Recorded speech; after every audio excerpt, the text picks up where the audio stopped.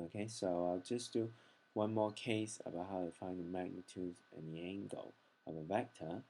Okay, so here you have a vector that looks something like this. Okay, so you go to the left by 22 steps and you walk vertically by 51 steps. So do this to find magnitude and the angle. Once again, well, to find the angle, you need a triangle. Anyway, in triangle, you have 22 steps to the left and 51 steps up. So if well, actually, I guess I can start by writing down the magnitude of this vector v, which is 22 squared plus 51 squared. Okay, so if you put this into your calculator, okay, so 51 squared plus 22 squared, so that should give you something around 55.54. Okay, so that's the magnitude.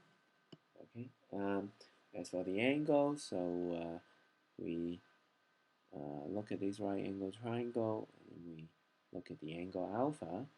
Okay, so by now you know that tangent, well, alpha can be found using the arctangent function, like so.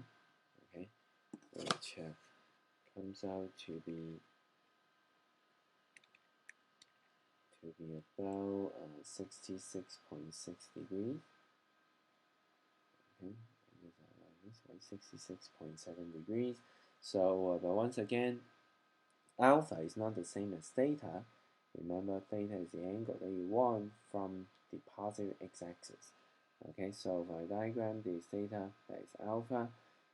So therefore, theta is basically just 180 minus alpha, because you can see when you add alpha and theta, they add up to 180 degrees.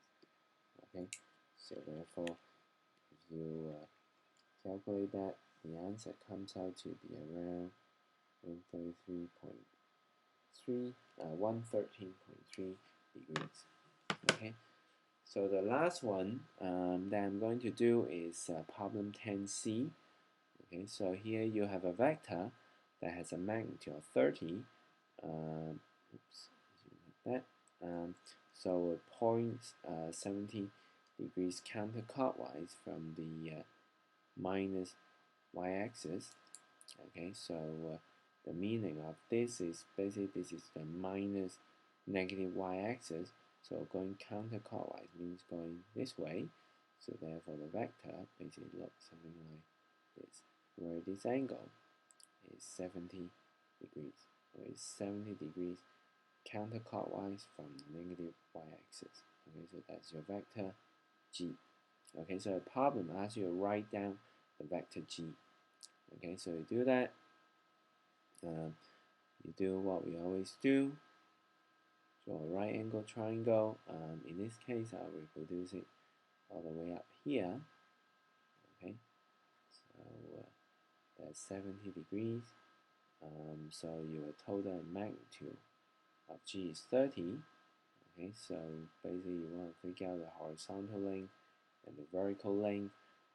So in this case, this is you may be tempted to write down 30 cosine 70 degrees, but if you do that, that would be wrong.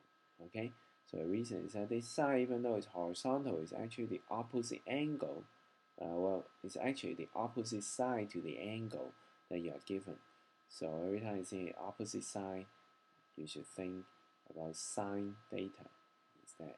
Okay, so for the horizontal length, therefore it's just 30 sine 70 degrees.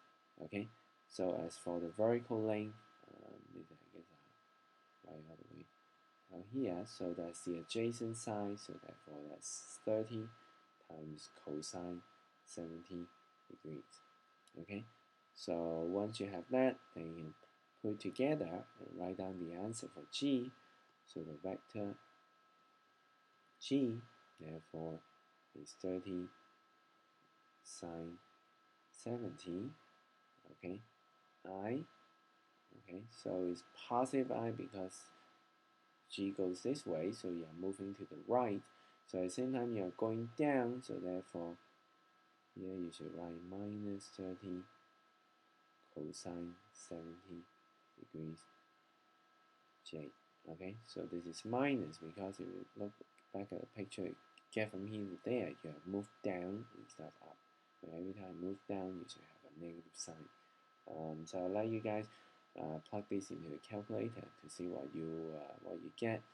But this is if you understand these 5 examples, you should be able to solve all the problems in this problem set. Okay.